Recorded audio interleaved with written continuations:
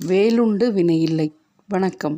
நான் இன்றைய பதிவில் மிதுன ராசிக்கான தமிழ் புத்தாண்டு பலன்களை கூறுகிறேன். மிதுன ராசிக்காரர்கள் இந்த ஆண்டு நிம்மதி பெருமூச்சு விடலாம். ஏனெனில் கடந்த ஆண்டு 4ஆம் இடத்தில் இருந்து வந்த கேது விலகி 3ஆம் இடத்துக்கு செல்கிறார். ஜென்ம ராசியில் குரு வருவது குரு சந்திர யோகத்தை ஏற்படுத்தும். குருவின் பார்வை 5ஆம் இடத்தில் விழுவதினால் பிள்ளைகளால் நற்பெயர் கிடைக்கும். குலதெய்வ அருள் பரிபூர்ணமாக கிடைக்கும்.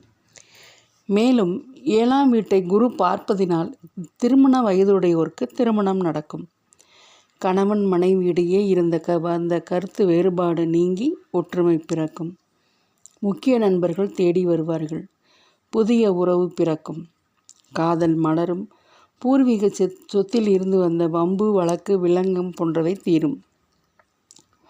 வாக்கு வன்மை பலப்படும். மாணவர்களுக்கு படிப்பில் நல்ல தேர்ச்சி பெறுவர். படிப்பிற்கேற்ற நல்ல சூழல் அடையும்.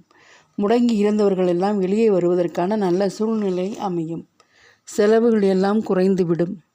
மிதுன ராசிக்கு 3ஆம் இடத்தில் இருந்து வந்த கேது வருவதினால் நண்பர்களிடையே எச்சரிக்கையுடன் இருக்க வேண்டும். ஏனெனில் கூடா நட்பு கேடாய் முடிந்துவிடும். யாரை நம்பியும் தன்னுடைய சொந்த விஷயங்களை பகிர்ந்து கொள்ள வேண்டாம். 3ஆம் இட கேதுவினால் தைரியம் குறைந்து காணப்படும். நம்பிக்கை துரோகத்தை சந்திக்கும் காலமாக இந்த காலகட்டம் இருக்கும். 10இல் சனி இருப்பதினால் வேலை, பட்டம், புகழ், கௌரவம் போன்றவற்றில் மாற்றம் இருக்கும். அந்த மாற்றம் நல்ல மாற்றமாக இருக்க வேண்டும்.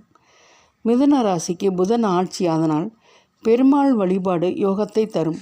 அதுவும் சயன கோலத்தில் உள்ள பெருமாள் கோயிலுக்கு சென்று வருவது சாலச் சிறந்தது. அப்படி இல்லை எனில் உள்ளூரில் உள்ள பெருமாள் கோயிலுக்கு சென்று வருவது நலம்.